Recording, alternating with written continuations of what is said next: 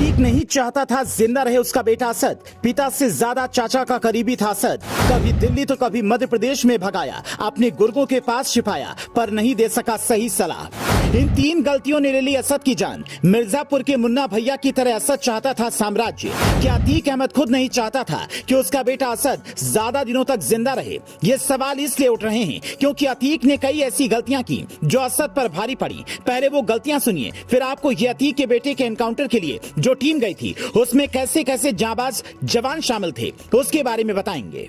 पहली गलती, असद को अपनी पाप की गद्दी सौंपने का प्लान बनाना, उमेश पाल केस में उसे भेजना, फिर उसे सरेंडर करने की बजाय दिल्ली से लेकर मध्य प्रदेश तक भगाते रहना। अगर उसने सरेंडर किया होता तो शायद आज जिंदा होता। दूसरी गलती, योगी राज में कानून व्यवस्था मजबूत होने के बाद भी खुद को माफिया समझने की भूल करना, मूंछों पर ताव, काला कुर्ता और माथे पर पगड़ी पहनकर पहले जैसा रसूख दिखाने की कोशिश करना, ये समझाना कि हम पुलिस को चकमा देंगे। तीसरी गलती, खुद की जान का डर दिखाना, मीडिया का पूरा फोकस अपनी ओर खींच लेना, जिससे उसके बेटे असद की तरफ किसी का ध्यान नहीं गया और पुलिस ने उसका एनकाउंटर कर दिया। अगर अतीक खुद की जान की बजाय बेटे की चिंता करता तो शायद वो भी आज जिंदा होता।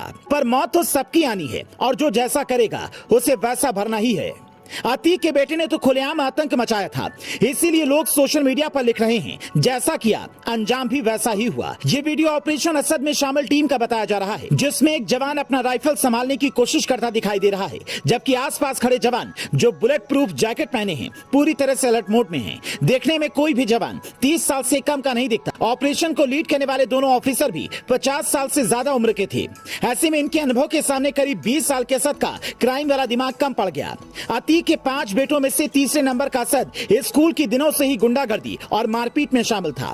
कहते हैं कंपटीशन हारने पर उसने न सिर्फ अपने साथियों को मारा बल्कि टीचर पर भी हाथ छोड़ा। 4 साल पहले जब बड़े भाई उमर और अली ने सरेंडर किया तभी असद ने गैंग की कमान संभाली। अतीक से भी ज्यादा असद अपने चाचा अशरफ का दुलारा था। अतीक फूट फूट कर रोया पर असद स्तब्ध था। अतीक फूट फूट कर रोया पर असद स्तब्ध था।